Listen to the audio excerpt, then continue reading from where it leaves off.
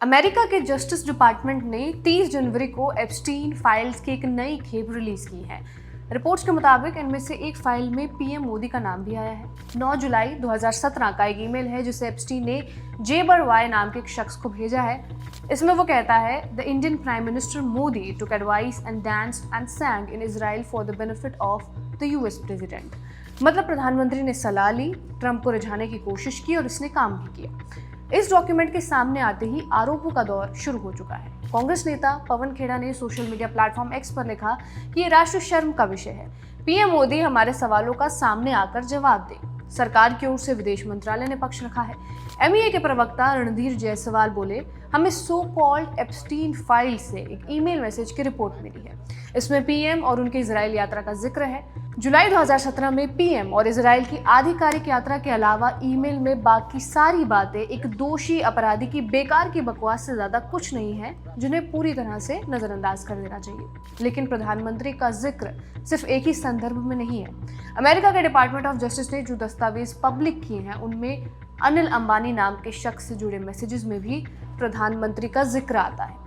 अनिल अंबानी नाम का शख्स हमने इसलिए कहा क्योंकि डिपार्टमेंट ऑफ जस्टिस की फाइलों में दर्ज ये शख्स बिजनेसमैन अनिल अंबानी है या नहीं, इसका सत्यापन हम अपनी ओर से नहीं कर सकते।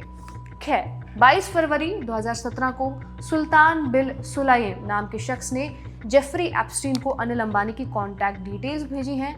इसके बाद 23 फरवरी 2017 को जेफरी एप्स्टीन अनिल अंबानी को मैसेज करता है। जेफरी ने लिखा, मुझे आपसे मिलकर खुशी हुई।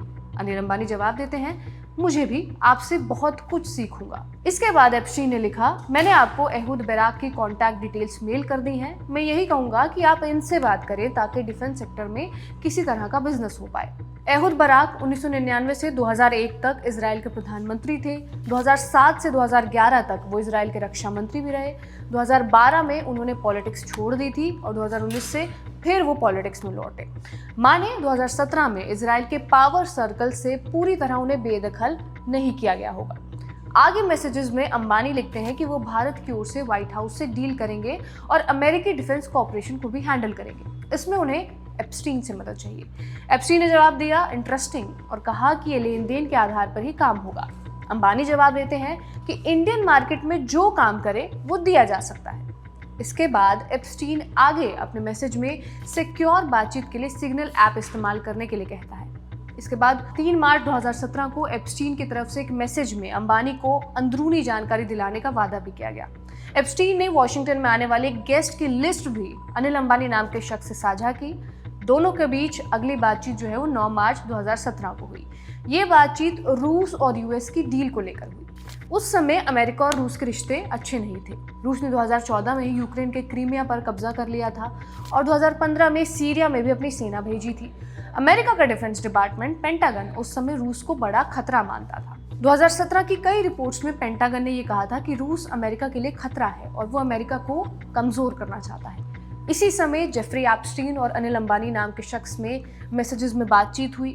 इसमें अनिल अंबानी 9 मार्च 2017 को एप्स्टीन को मैसेज करते हैं। उन्होंने लिखा कि मैं वॉर्टन में आपका क्लासमेट था। जानकारी के लिए आपको ये भी बता दें कि साल 1983 में अनिल अंबानी ने Wharton school of university of Pennsylvania में बिजनेस एडमिनिस्ट्रेशन में मास्टर्स की थी। हालांकि किसी भी तरह से ये पुष्टि नहीं हुई है कि अनिल अंबानी किस क्लासमेट की बात कर रहे हैं। उसके बाद एप्स्टीन लिखते हैं, रूस अब ये उम्मीद छोड़ चुका है कि कोई डील जल्दी से हो जाएगी। पेंटागन रूस के साथ किसी भी डील का विरोध कर रहा है। वहां अभी भी पुरानी कोल्ड वॉर वाली सोच है। मैं इस पर कुछ नहीं कह सकता, न ही मेरी कोई अपनी राय है, लेकिन ये सच मान लो कि अमेरिका में रूस को बिल्कुल भरोसेमंद नहीं माना जाता। फिर एप्स्टीन विकीलीक्स के 2017 में हुए नए लीक्स का जिक्र करता है। ये लीक 7 मार्च 2017 को आई थी और एप्स्टीन का मैसेज 9 मार्च का है, यानी सिर्फ 2 दिन बाद। विकीलीक्स ने CIA के हजारों सीक्रेट डॉक्यूमेंट जारी किए जिनमें बताया गया कि CIA के पास बहुत सारे हैकिंग टूल्स थे, जैसे वायरस या फिर सॉफ्टवेयर में छिपी ऐसी कमजोरियां जिनके बारे में कंपनी को पता नहीं होता। हैकर उनका फायदा उठाकर फोन, कंप्यूटर या स्मार्ट टीवी से घुस सकते हैं। इसके बाद अनिल अंबानी लिखते हैं, ambassador to India is the key, माने अमेरिका किसे भारत के लिए अपना राजदूत चुनेगा वो मेरे लिए फोकस करने वाली बात है। और उस समय ट्रंप इस पोस्ट के लिए कई नाम शॉर्टलिस्ट भी कर रहे थे। अंबानी ने रूस और विकीलीक्स के मुद्दे पर ज्यादा दिलचस्पी नहीं दिखाई। फिर अंबानी ने एप्स्टीन से पूछा कि क्या भारत में अमेरिका के राजदूत के लिए एशले टेलिस उनकी पसंद थे। एशले टेलिस अमेरिका के एक प्रोफेसर हैं जो भारत और अमेरिका के रिश्तों में जाने माने एक्सपर्ट हैं। ट्रंप के 2017 के कार्यकाल में उनका नाम भारत में अमेरिका का राजदूत बनने की अफवाहों में सबसे आगे था। ट्रंप की टीम उन्हें भारत के लिए मजबूत उम्मीदवार भी मान रही थी, क्योंकि वो भारत के मामलों के एक्सपर्ट हैं और दोनों देशों के बीच अच्छे रिश्ते भी चाहते थे। जब अंबानी ने एप्स्टीन से एशले के बारे में पूछा तो एप्स्टीन ने जवाब दिया, एशले टेलिस उतने मजबूत आदमी नहीं है और उनका अमेरिकी एजेंसियों के साथ तालमेल नहीं है। भारत में अमेरिका के राजदूत के लिए पेट्रियस जैसा आदमी चाहिए। डेविड पेट्रियस CIA के पूर्व डायरेक्टर थे और अमेरिकी आर्मी में जनरल थे। एप्स्टीन कहते हैं कि रेक्स टिलरसन, जो उस समय अमेरिका के विदेश मंत्री थे, वो भारत में अमेरिका के राजदूत के लिए लोगों को सर्च कर रहे थे। ट्रंप को पेट्रियस पसंद थे, लेकिन पेंटागन उन्हें इसलिए नहीं रखना चाहता था क्योंकि पेट्रियस एक ईमेल स्कैंडल में फंसे थे। इस स्कैंडल में पेट्रियस ने एक महिला के साथ सीक्रेट जानकारी ईमेल पर शेयर की और इस महिला के साथ उनका अफेयर चल रहा था। ये सब जानने के बाद अनिल अंबानी एप्स्टीन से पूछते हैं कि तुम कौन सा नाम सजेस्ट करना चाहोगे। एप्स्टीन उसका जवाब देता है, एक लंबी स्वीडिश ब्लॉन्ड औरत को बनाओ राजदूत, ताकि विजिट जो है वो मजेदार हो जाएंगे। अंबानी कहते हैं, अरेंज दैट। एप्स्टीन पूछता है कि कोई एक्ट्रेस या मॉडल है जो तुम्हारी पसंद बता पाए। उम्मीद है मेरिल स्ट्रीप तो नहीं होगी। अंबानी नाम का शख्स जवाब देता है, मेरा टेस्ट इससे बेहतर है। हमारी अगली मूवी स्कारलेट जॉनसन के साथ है। अब स्कारलेट जॉनसन के साथ कौन सी मूवी थी? असल में वो मूवी थी घोस्ट इन द शेल, एक हॉलीवुड फिल्म। इसमें स्कारलेट लीड रोल में थी। तब रिलायंस एंटरटेनमेंट ने भारत में इस फिल्म को 7 अप्रैल 2017 को रिलीज किया था। इसके बाद डिपार्टमेंट ऑफ जस्टिस के रिलीज किए गए डॉक्यूमेंट्स में 16 मार्च 2017 के मैसेजेस का भी जिक्र है। इनमें अनिल अंबानी नाम का शख्स एप्स्टीन से जेरेड कुशनर और स्टीव बेनन से मुलाकात कराने में मदद मांग रहा है। एप्स्टीन ने कहा, मेरी पहुंच व्हाइट हाउस के अंदर तक है।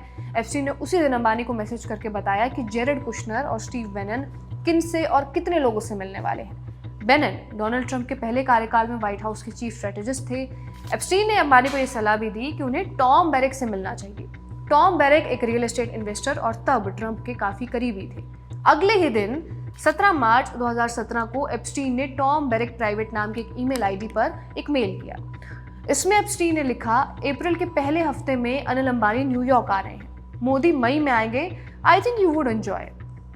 उसी महीने की 29 तारीख को अनिल अंबानी ने एप्स्टीन को मैसेज भेजकर पीएम मोदी की वॉशिंगटन यात्रा के बारे में जानकारी मांगी। उन्होंने लिखा, व्हाइट हाउस ने कल शाम पीएम मोदी की DC यात्रा की घोषणा की है। क्या आप बता सकते हैं कि कब और किस तारीख को?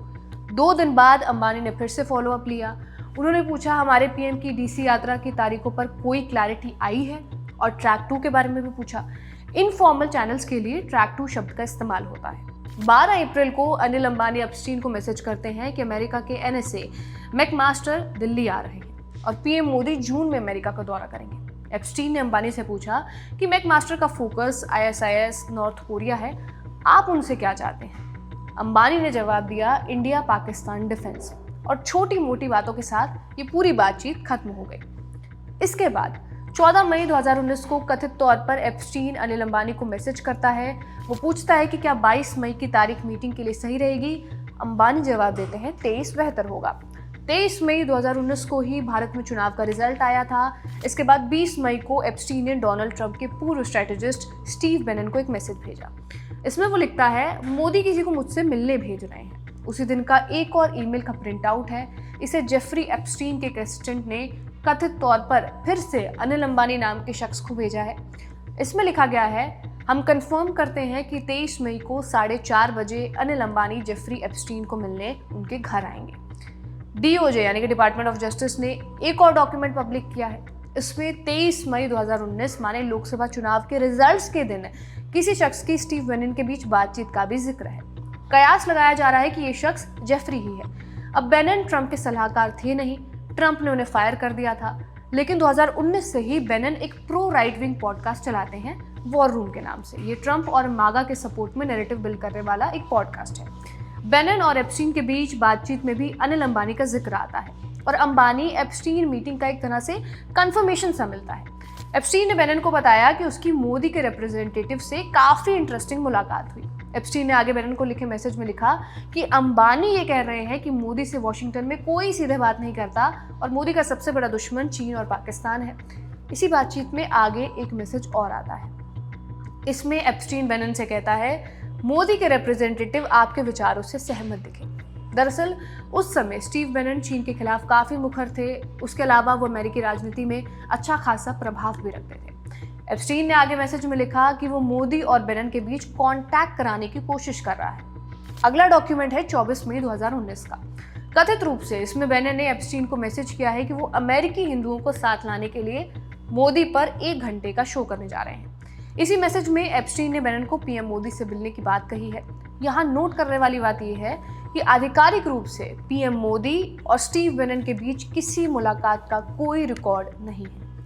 फिलहाल 30 लाख पेज, 1,80,000 फोटोज और 2,000 वीडियोस एप्स्टीन फाइल्स के जरिए पब्लिक की गई है। फाइल्स को एक्सेस कैसे किया जा सकता है? आप अमेरिका के डिपार्टमेंट ऑफ जस्टिस की साइट पर जाकर इन्हें देख सकते हैं। अगर आपको इतनी मेहनत नहीं करनी है तो आप जेमेल नाम की वेबसाइट पर भी इन डॉक्यूमेंट्स को देख सकते हैं। ये वेबसाइट 2 लोगों ने बनाई है, रे लेवॉल्स, एक अमेरिकी सॉफ्टवेयर इंजीनियर, दूसरे हैं ल्यूक ईगल।